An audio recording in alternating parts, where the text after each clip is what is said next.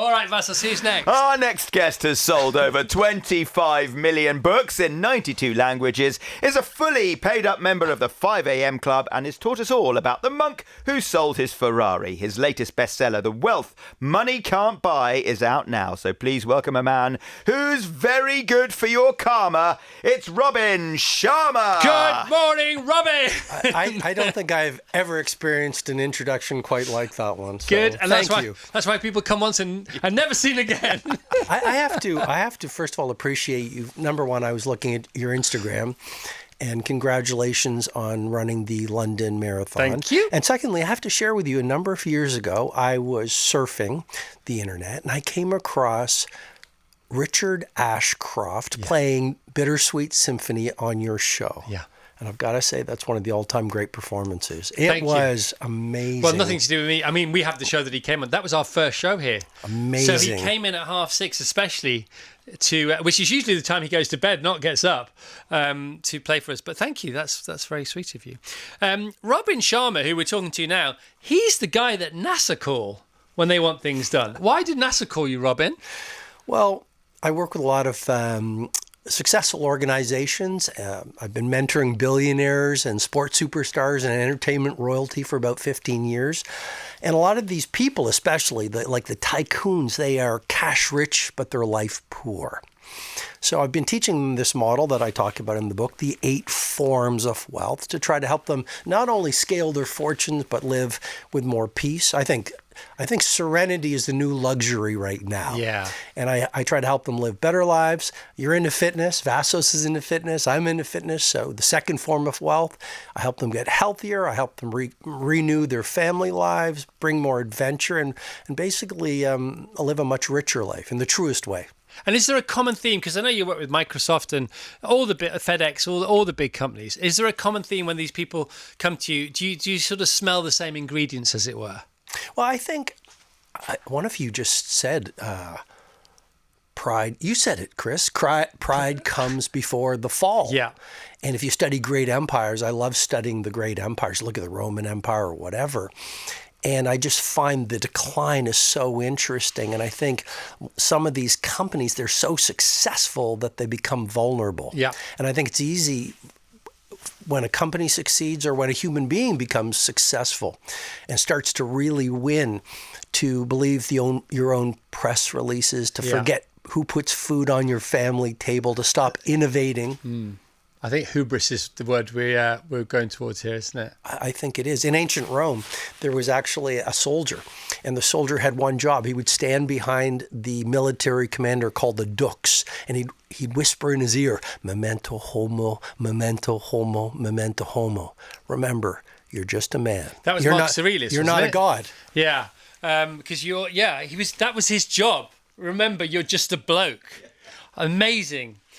So your book so far, the first book of note, The Monk Who Sold His Ferrari, you self-published that back in the 90s. Just tell us about the world then. And you were a lawyer at the time, I understand, and this was a sort of side hustle going on. Just give us a bit of flavour of what was going on there. Well, Chris, I think I became a lawyer for all the wrong reasons. The people around me said that if you become a lawyer, you're going to wake up happy and you'll be successful and you'll have it made. The only problem is, I think success without soulfulness is an empty victory. So I became successful, had a nice place, nice car, yet I'd wake up in the morning, look in the mirror, and I didn't like the person looking back at me. So I decided to recreate my life. I learned how to meditate. I interviewed elders, read a lot of great philosophical books, tried a lot of different modalities, and I made some profound changes. And so you're right, I decided to write a book to share my transformation. And I decided to self-publish it in a 24-hour copy shop. My first seminar, 23 people attended. 21 of them were my family members. Wow. And yet I just kept on going. And one day I happened to be in a bookstore. There were about 5 or 6 copies on consignment. The bookstore wouldn't even pay for it. But I'd go sign them because someone in publishing told me if an author signs the books, the bookstores can't return it. It's called a signed copy is a sold copy. Yeah, but they couldn't return it. So I'd go sign the books everywhere. And so, and as I was signing one day, the gentleman's looking over my shoulder. Long story short, it was Ed Carson, president of HarperCollins, and they bought the world rights. For the massive sum of 7,500 Canadian. Canadian. But surely you get residuals from that as well, or was that a buyout? I get I get a little bit. Oh, thank God for that. I get a little bit. Jeez. Not as much as people think, though. It's funny, that first seminar, 23 people, 21 members of your family, because Eckhart Tolle tells similar stories about his time in Hampshire and where we are. And he used to have a Saturday morning surgery, and 12 people used to pitch up, and now look at him, But it's the same, isn't it? It was the same then as it is now. It's the same. It's the same true nature. Well, if you look at the Sistine Chapel ceiling, you look at the Taj Mahal, you look at the Shard, you look at any great piece of art from any masterwork creator, and they all have a trait in common, and it's patience. And patience is not a virtue we applaud much anymore, but, when it comes to my journey, it's amazing how far you can get when you're a minimalist versus a maximalist, and you just stay on one mission, and people laugh at you, and people try to knock you down, and people, I don't think you should feed the trolls. I think instinct is more powerful than intellect, and if you trust your instinct, it's not going to go perfectly, but it's amazing what happens. Yeah. In the story, in the book, the story of the book, The Wealth Money Can't Buy, out now, Robin Sharma here to talk about this, the 8 hidden habits to live your richest life. You actually give us clues to where you are when you're writing each bit. So you've been all over these different places. And so are you leaving it till thoughts come to you? How was the book composed? How was it compiled? When did you think you were given permission by whatever it is that's out there to write it? Wow, what a great question. I don't write to sell books. I write because it's a subject I want to write on. And I write a book because I'm curious about it and it lights me up.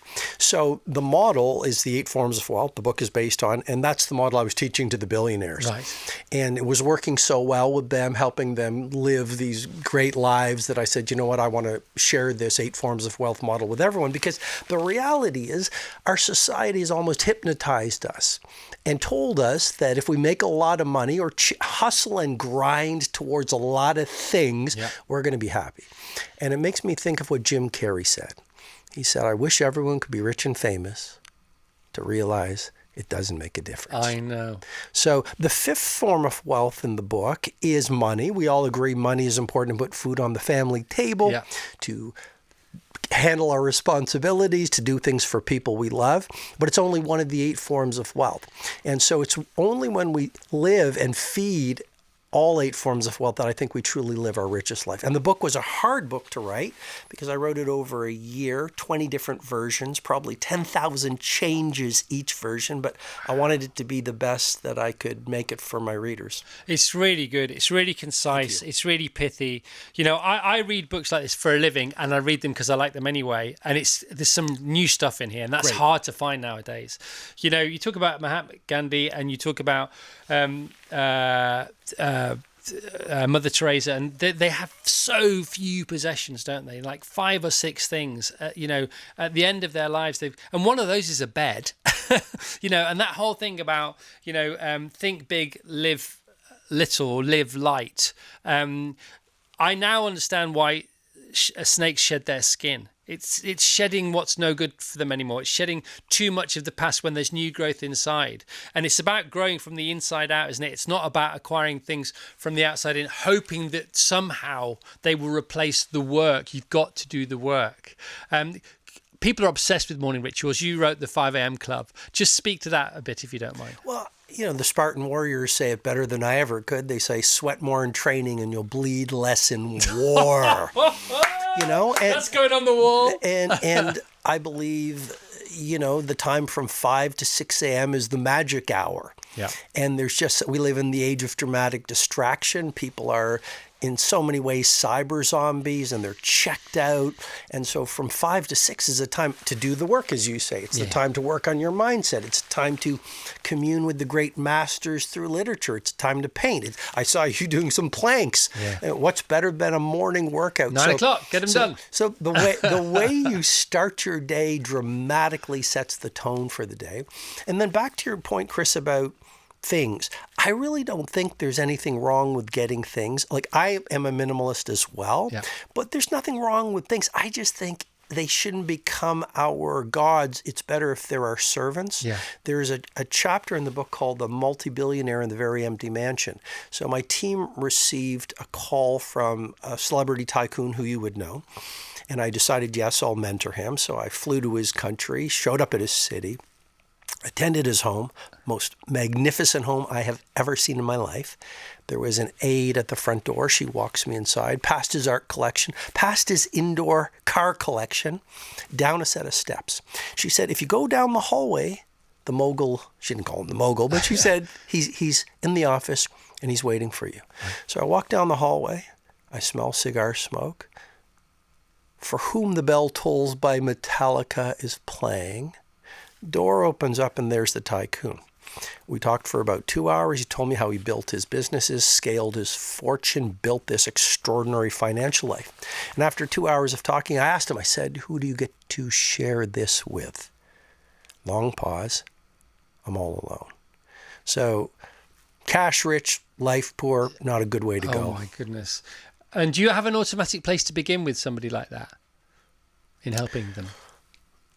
The first thing I would say is, what does your ideal life look like? Yeah. And I mean, you talk about it in here, don't you? Yes. Live life backwards. Yes. Yeah. Yes. I mean, I think it's one of the chapters towards the end of The Wealth Money Can't Buy is have a living funeral. And another chapter is eat your last supper today. Yeah. And I think the larger point, I mean, that I did that. One of my friends, you might have heard of Nightmares on Wax. I was just at a show in London last Friday. And we were in Rome with our partners, and we said, we got into this conversation, what would your last meal be? And it was a great conversation, but I think the larger point is if each day we can take a minute and check in with the shortness of life and our mortality, I think we would live to the point. You know, and one of the questions in my journaling every morning, I ask 5 questions. I can get into them if you want. But the 5th journal prompt just takes a second over my morning coffee. But I say, what needs to be said at the end? Yeah. And if you can remember what needs to be said by your loved ones and those who matter at the end, then you can use today as a platform for moving towards your mountaintop. So that's memento mori you're talking, Yes. speaking to there. And then you've got that great quote in the book as well. Unfortunately, life has to be lived forwards but can only be understood backwards. However, that means you can, if you, on radio shows, TV shows, we do it all the time. It's called back timing. So we know where we want to be with the show. And so we back time from there and we produce backwards. Well, you can live life like that from a planning point of view, as long as you have a strategy and don't confuse tactics for strategy. You need the strategy first. Well, our world, it's a fascinating point. Our world loves tactics. Yeah. You know, tell me the rituals, tell me the routine, tell me the tools. Yeah, I bet you hear that all the time. all the time, like give it to me. But your point is important, which is methodology without philosophy is an empty victory. You can have all the tactics and morning routines and pre-sleep rituals in the world, but you might be climbing the wrong mountain. Yeah. So philosophy and actually doing a radical act in this noisy world of thinking in silence, whether it's getting up early or staying up late or going for a nature walk and thinking about what's most important so you can live on point versus reactive. There's another of the 8 forms of wealth, and it's family. And this chat we're having reminds me of the importance of family. I actually flew my parents. My dad's going to be 86 in June. My mom's in her 80s. I actually flew them into London so we could spend some special time together. And the more years I get behind my belt, the more I realize there is a form of wealth called family and good friends. And it's worth more than all the gold in the world. You know, I think it's really important. I love it, and obviously, you know, counter to that, there's the wrong tribe as well, we should talk about. So the 8 forms of wealth are growth and wellness and family and craft and money and community and adventure and service. And then within these chapters, if you like, or subsections, there are little stories, little vignettes, which are so easily edible. The discomfort of growth is always smaller than the heartbreak of regret. I've heard things like that before, but I've never heard it put like that. And your book is full of these original takes on things that have been said before. Section 16, it's wise to keep a journal. Yeah, we hear about journaling all the time, but like you say, you break it down into these particular questions. Do you want to go through those if you don't mind? Because it's so handy. Absolutely. So I think journaling in many ways is prayer on paper. Yeah. It's certainly reflection on paper. And we all want to be the kind of people who follow through on our self-promises. I think that's how you build personal power. You say, I'm going to go for a run, or I'm going to get up at 5 a.m., or I'm going to send a thank you note to someone who was nice to me, or I'm going to read that book. And a lot of us, unfortunately, we break our own self-promises, and that degrades self-respect. And someone who doesn't respect themselves doesn't respect others and doesn't respect the world. So writing every morning is very powerful. It promotes clarity, and vague plans lead to vague results. But when you're clear, then you know what you can do and create the life you want. If you're going through a painful time, a lot of us have difficulty, tragedy. It's a tough world right now, a world of polycrisis. I would really invite any of your many listeners, free flow writing in a journal about how you're feeling. To heal a wound, you need to feel a wound. If you're in pain, process through the pain in a journal. I mean, for thousands of years, people have processed through and released pain on a crisp, clean white piece of paper. So it's a great way to let go of the pain if you're struggling right now. Third thing you can do in a journal is gratitude. We know from positive psychologists like Sonia Lyubomirsky that gratitude is the antidote to fear. So by writing something, I know it sounds so simple, but writing that you have a roof over your head, it makes me think of the Persian proverb, Chris. I cursed the fact I had no shoes until I saw a man who had no feet. Yeah. So just writing deliberate gratitude is powerful. It's in there. Yeah, It's all so in journaling is great. Beautiful quotes. Your hurters are your helpers. Great section. Very swiftly followed by hang with clowns, expect a circus. Sort of two takes on the same issue there. Yeah, well, hang with clowns, expect a circus. A lot of us, we allow energy vampires and dream stealers into our lives. Yeah. I think you can live your richest life, or you can be around toxic people. You can't do both. Yeah. And so it's a radical act of self-caring and increasing your productivity and your performance and your happiness to ask yourself this question: who are the three people who steal my joy? Yeah. Those are the three people who, every time you say, I'm going to run a marathon, I'm going to create a masterwork, I'm going to write a screenplay, I'm going to find true love, I'm going to start a spiritual enterprise to bring more peace to my life, and they go, that wouldn't work, or that's unreasonable or not possible. So when you strip out the three energy vampires and then the counterpoint to that question, who are the three people who fuel my joy? Yeah. These are the people who get you, who celebrate you, who are your champions. The kind of friends, perhaps, 3 o'clock you're in a foreign country in trouble and they say, I'm on the next plane. Yeah. Keep those people even close. And the funny thing is, once you get rid of the three vampires, there's another three vampires. There's another three vampires. They're all over. Yeah, exactly. Yes. And it becomes a habit, doesn't it? And in the end, I think that it gets around the vampire network that you're not up for grabs anymore. Yeah. And they just all fall away. Well, I think it's about boundary setting. And a lot of us, I'm not judging, just reporting, but a lot of us are really poor at boundary setting. And we're all nice people. And so we're nice, and so we keep the wrong people in our lives. And it makes me think of this powerful idea, which is when it comes to relationships, reason, season, lifetime. Right. Some people come into our life for a reason. Yeah. Some people come into our life for a season. And a few come into our life for an entire lifetime. And then people say, well, my best friend, he's been with me for 25 years. He's my number one mate. Yes, he's bringing me down because I'm growing and I want to do amazing things with my life. And I'm a possibilitarian and I read and I get up at 5 a.m. And he doesn't get it, but he's my best friend for 20 years. You know what I would say? Love him from afar. Yeah. It's brilliant. Absolutely brilliant. Right, how could this be worse? Defending the health of your mind. When we're problem stacking, get good at savoring. It's just all so... I mean, what did you leave out? This must have been amazing because it's so distilled, so beautifully distilled. Well, I tried to cover all of the 8 forms of wealth. I tried to provide a manual that would really serve people. There's one chapter in the adventure. So the 7th out of the 8 forms of wealth in the Wealth Money Can't Buy is adventure. Yeah. I mean, when we were born into genius and then we get resigned into mediocrity. And beyond. Like you still have a sparkle in your eye. Big time. time. I this 5am Club book, there's Mr. Riley and me and Michal, the gentleman I travel with, my teammate. We said, like, Chris is like Mr. Riley. Like, you're your own man. You're sitting there doing planks and this kind of thing, and so adventure and running your own race and not losing the sparkle in your eye in this messy, dangerous, yet beautiful world is important. So one chapter in that section is called Go Ghost for a Year. Yeah. Go Ghost for a Year is basically, I think we're too much in the world.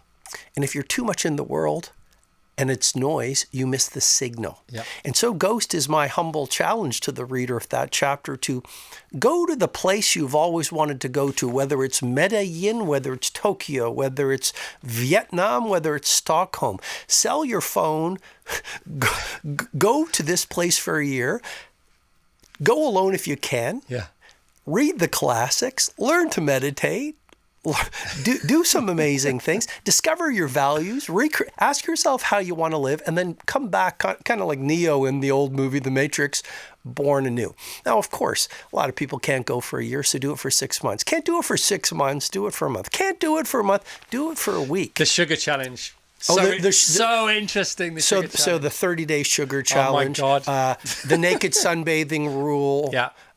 Take a bath in a forest. That's the second form of wealth, which is wellness, because someone once said to me, health is the crown on the well person's head that only the ill person can see. So if we have good health, that is a wealth worth more than all the money in the bank. And it's all it's all about the body, and it feeds into the mind and mind health, of course. But this you can think with your mind, or you can whole body think. And if you whole body think, it just you can put your mind back on the bench. You can bench your mind for a while, can't you? And because the whole world is set up for the left side of our brain, which is the binary side, the pluses and the minuses. Well, we know the whole of joy lives in the right-hand side, but the world, within cities, not forests, forest bathing, etc., is good, is set up for the opposite. And that's why you have to get into your body, because the body feeds into the right side of your brain, not the left side. The left side's there, but it's like pull for emergency, that kind of thing, isn't it? And that from cell phone to cellular phone, I like that.